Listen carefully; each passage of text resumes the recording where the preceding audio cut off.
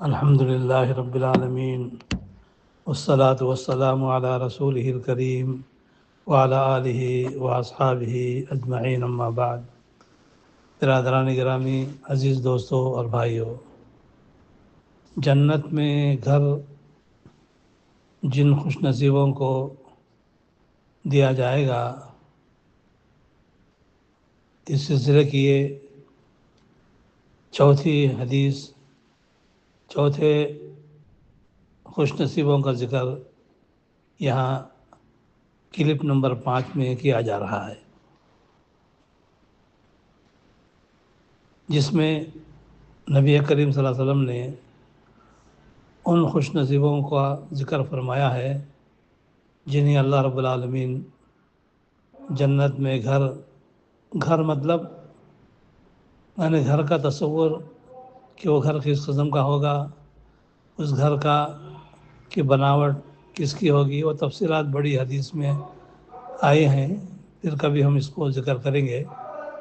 اتنا سن لیں کہ یہ گھر دنیاوی گھر نہیں ہے، بلکہ جنتی جو ہے محل ہے۔ جنتی محل جن خوش نصیبوں کو دیا جائے گا، ان میں سے یہ 5ویں یعنی چوتھے خوش نصیب ہیں۔ حدیث سنیے، حدیث ہے صحیح الجامع کی، حدیث نمبر 6340، جس کو امام البانی رحمۃ اللہ علیہ نے حسن کہا ہے۔ نبی کریم صلی اللہ علیہ وسلم فرماتے ہیں: من صلی الضحیٰ اربعا وقبل الاولیٰ اربعا بنی لہ بیت فی الجنہ، یعنی جو بندہ چاشت کے وقت 4 رکعت نماز پڑھے گا اور ظہر سے پہلے 4 رکعت نماز پڑھے گا، اس کے لیے جنت میں گھر بنایا جائے گا۔ یہ چاشت کی نماز، یہاں جو صلاۃ الضحیٰ کا ذکر ہے، جس میں 4 رکعت پڑھنے کا ذکر کیا گیا ہے،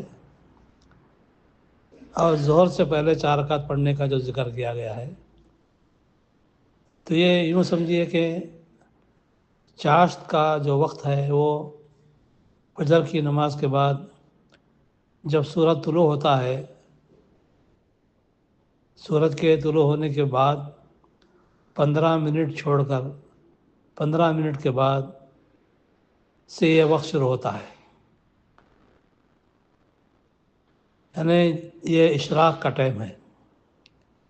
اشراق کے وقت سے لے کر ظہر کے وقت سے 5-10 منٹ پہلے تک 8 رکعتیں پڑھنا ہے، جن کی خوشخبری جنت میں محل کے طور پر دی گئی ہے۔ اس سلسلے میں تھوڑی سی تفصیل یوں سمجھیے کہ یہ اصل صلاۃ الضحیٰ چاشت کی نماز کا جو مسئلہ ہے، یہ دراصل سنت موقدہ ہے، یعنی یہ وہ سنت ہے جس کی احادیث میں بڑی تاکید آئی ہے، تاکید عمل سے بھی کہ نبی کریم صلی اللہ علیہ وسلم نے اس پر زندگی بھر عمل فرمایا ہے، اور تاکید حکم سے بھی کہ آپ صلی اللہ علیہ وسلم نے اس کے پڑھنے کا حکم بھی دیا ہے۔ اس کو علماء نے سنت موقدہ کہا ہے۔ اب سنت موقدہ کا مسئلہ یہ ہے کہ یہ سنت گویا تاکیداً ثابت ہے احادیث سے، اس لیے یہ پڑھنا باعث اجر و ثواب بھی ہے اور باعث جنتی گھر بھی ہے، لہٰذا ہم اس سنت کو ہم معمولی نہ سمجھیں، اس کو پڑھیں۔ اس سلسلے میں مسئلہ یہ ہے کہ یہ جو 8 رکعت کا ذکر ہو رہا ہے، ظہر سے پہلے 4 اور چاشت کے وقت 4، یہ مختلف اوقات میں ہم جو ہے اشراق کے وقت سے لے کر ظہر سے پہلے تک جب بھی توفیق ہوئی، جب بھی فرصت ہوئی، جب بھی اللہ تعالیٰ موقع دے، تو 2 رکعت کر کے پڑھنا چاہیے۔ یعنی چار چار کا مطلب یہاں جو ذکر ہے یہ 4 رکعت ایک سلام سے ایک تشہد سے نہیں، بلکہ 2 سلام سے 2 تشہد سے ہے۔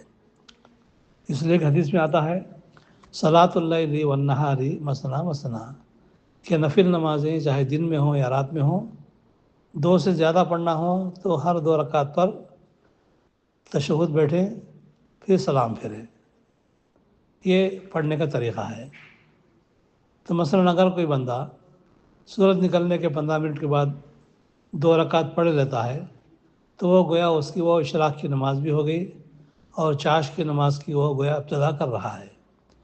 پھر صبح 9-10 بجے اٹھ کر یا اپنے کام سے فارغ ہو کر جہاں بھی وہ ڈیوٹی میں ہے، دھندے میں ہے یا گھر پہ ہے، کہیں بھی ہے، پھر وضو کرے، پھر 2 رکعت پڑھ لے تو یہ ضحیٰ کی نماز ہو گئی، چاش کی نماز۔ یہ اس طریقے سے اس کے 4 رکعت ہو گئے۔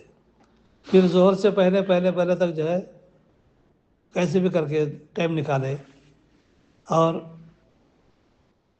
اپنے نفس کو کنٹرول میں کرتے ہوئے 4 رکعت ادا کر لے۔ اس طریقے سے 4 رکعت کے حساب سے 8 رکعت ہو گئے۔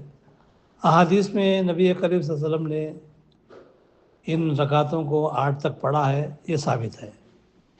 بعض علماء نے کہا کہ 10 بھی پڑھ سکتے ہیں، 12 بھی پڑھ سکتے ہیں۔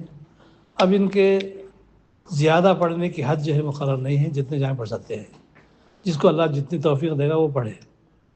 کم سے کم 2 رکعت، اور یہ 2 رکعت پر پابندی کرنا، 2 رکعت کی جو ہے مداومت کرنا، یہ افضل ہے۔ اس لیے کہ اللہ تعالیٰ کو وہ عمل انتہائی محبوب ہے جس پر مداومت کی جاتی ہے، جو ہمیشہ کیا جاتا ہے۔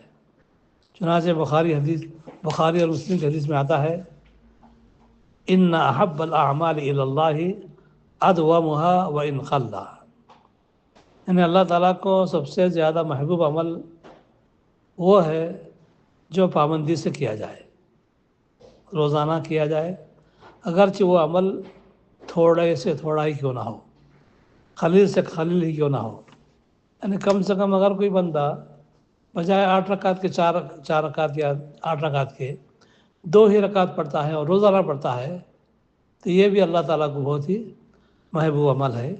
اس لیے اس سنت کو اپنی زندگی میں زندہ کرے اور اپنے احباب کو بھی جو ہے اس سنت کی تعلیم دیں اور یاد دہانی کریں، گھر میں بیوی بچوں کو، بھائی بہنوں کو اور دوست احباب کو اس سنت کی جو تبلیغ کرے، پہنچائے، تاکہ اللہ تعالیٰ آپ کو بھی اجر و ثواب سے مالا مال فرمائے۔ وآخر دعوانا ان الحمد للہ رب العالمین۔ السلام علیکم ورحمۃ اللہ وبرکاتہ۔